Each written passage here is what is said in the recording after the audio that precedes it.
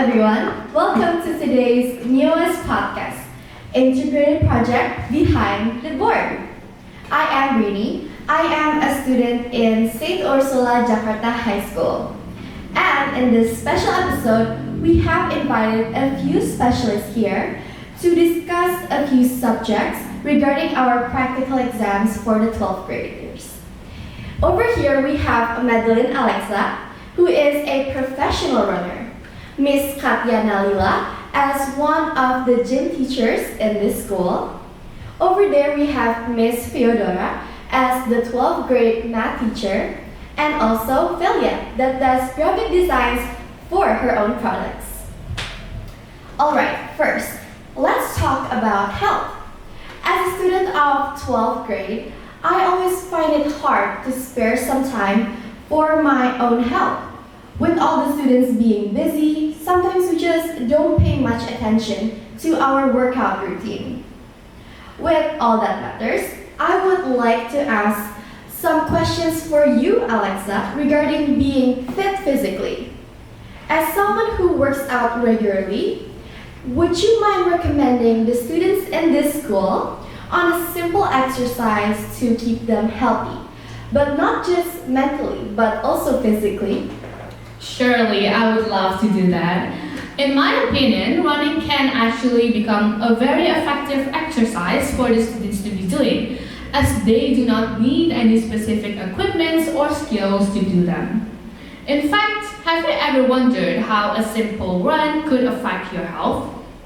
Running is one of the most easiest and effective exercises to stay healthy if done regularly. One of its biggest benefits is to maintain a healthy heart and to improve blood flows.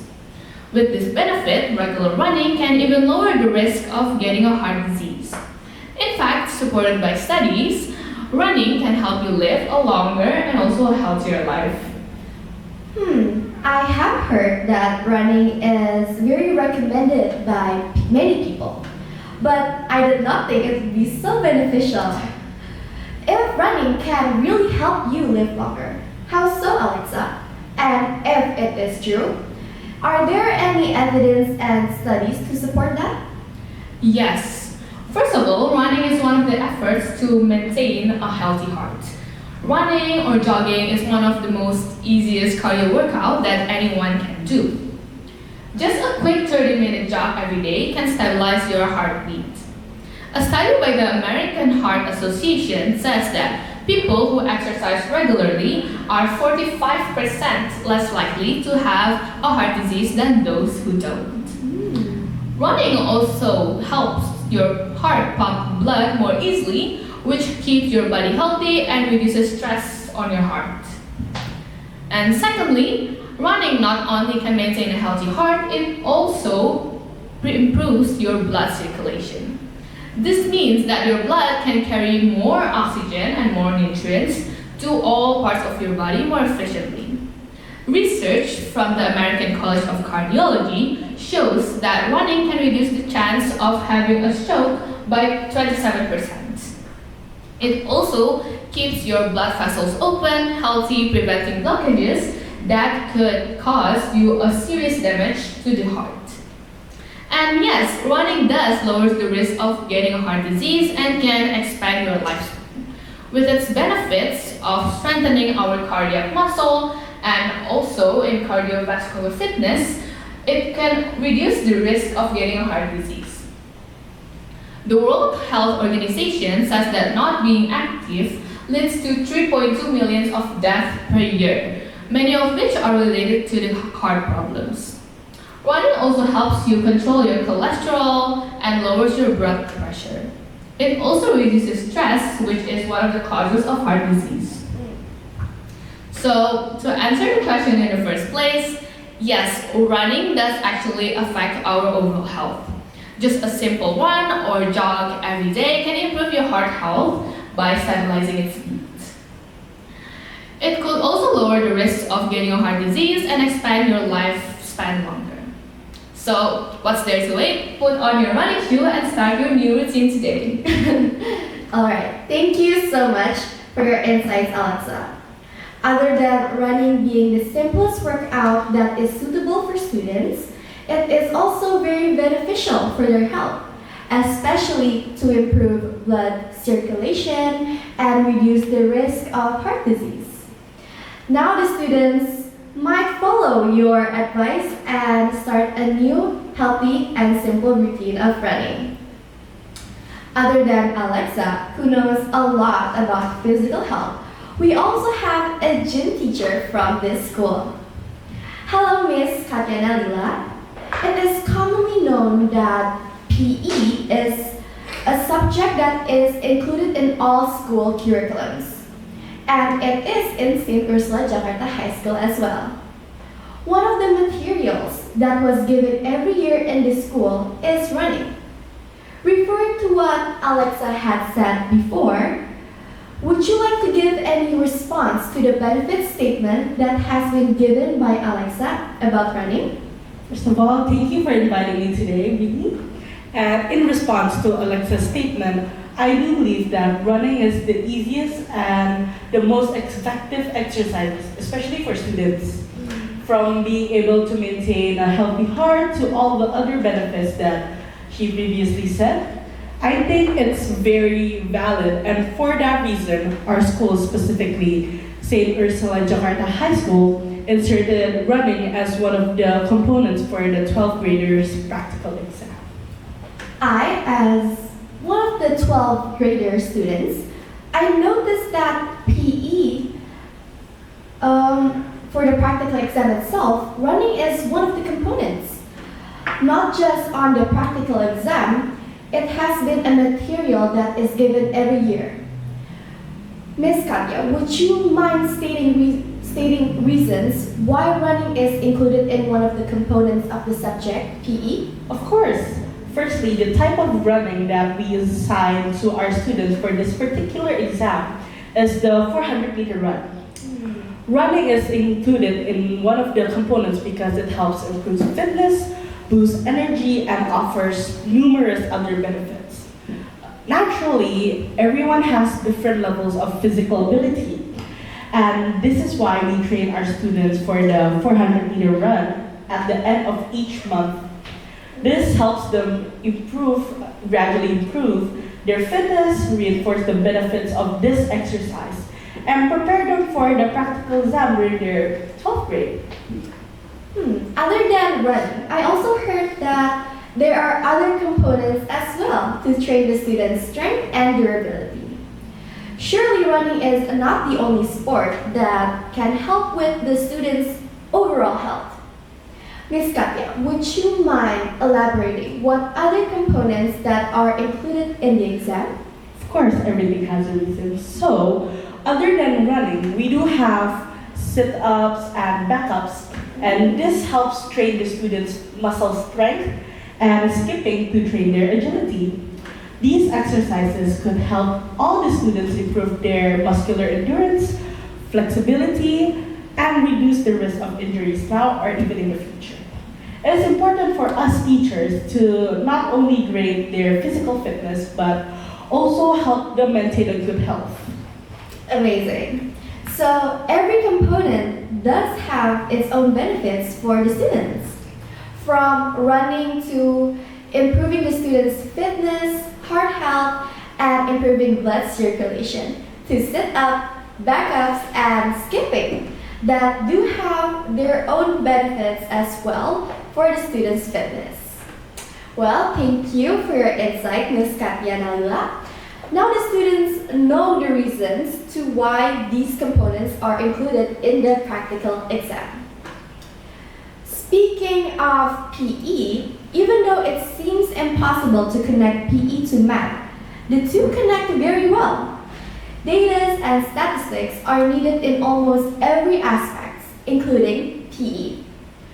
For the 12th graders, one of the main materials for last semester is statistics.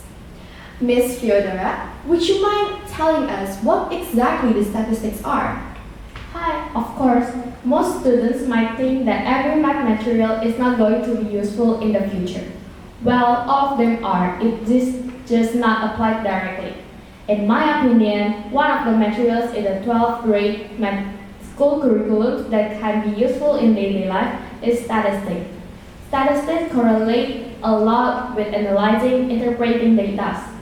For example, government to keep track of the health, populations, and economic growth in the country. Statistics is also essential in research and is essential in many fields like data science, finance, medical, and in most fields. Amazing! That means statistics bring so much help in gathering huge amount of data. For the practical exam, statistics is the material that you choose to be included, Ms. Feodora. And to be connected to other three subjects such as PE, English, and art. May I know the reason and how did you connect this subject, math, into PE? That clearly has a significant difference between the two. Yes, well, as I said, statistics bring many impact for us in the future. That is why in this practical exam, I want the students to actually interpret their own knowledge of statistics with the use of the PE reports that they have done before. For PE, there are 4 components, which each one having its own grades. For the practical exam, the student will analyze its data and will do the statistic analysis such as the average grade, median, mode, and even make their own graphics for the data. Wow. That way, students will eventually be able to interpret the statistic into their own data in the future. That is actually very smart, Ms. Feodora. Considering that it will also benefit the students in the future. Surely in St. Ursula Jakarta High School itself, every aspect of intelligence, such as academical, physical, and emotional, and also creativity, are very well developed. I myself, as one of the students in St. Ursula Jakarta High School, cannot help but notice that many students here have a very good sense of art style and its aesthetics. I myself also have been trying to do one myself. And as all of you may see over here, this setup for the podcast is actually my own doing. May I ask of your opinion, Ms. Felia, on today's set? Yeah, of course. Hi, Brynne. First of all, this set is amazing. I love the lighting in this room. It is soft and has neutral tones. The simplicity makes it very clean and neat, giving the podcast a little bit more professional. And if I were the audience, I would definitely feel calm when watching this podcast. And I love the painting and the flowers. It gives the sense of warmth without overwhelming the decoration. I would also appreciate how you make the host and guests all feel included. Even though it is quite minimalist, but that is how podcast should be. Calming and relaxing at the same time. I'm flattering right now. Thank you so much for your kind words, Felia. For this painting, it is actually the result of my trials and errors. And after months of finishing, this is the final result. Well, speaking of creativity in art, for the practical exam, a lot of aesthetics are needed, from making the set of the podcast into setting the cameras and our seat planning. For the podcast, it is not just the material that needs to be interesting, but also it needs for the set to be pleasing to watch. This way, the audience will get engaged more into our conversation. It actually correlates with the subject of English actually, even though it is not a visual form of art. Felia, would you mind giving us some tips and tricks into making the set of the podcast look better visually? Yes, of course. I strongly agree that placing can affect how viewers respond to the podcast. For the setting, it might differ from one person to another. Aesthetics is subjective. Everyone's definitions of it looks good is variative. If you ask me, I prefer to watch a podcast that is clean, neat, and gives a sense of calming. Not too much decoration, as it can distract the viewers from the real context of the podcast. The setting, the angle, the composition needs to be balanced between the host and the guest. If I'm being honest, this set is what I imagine when I'm thinking a real off-visual podcast.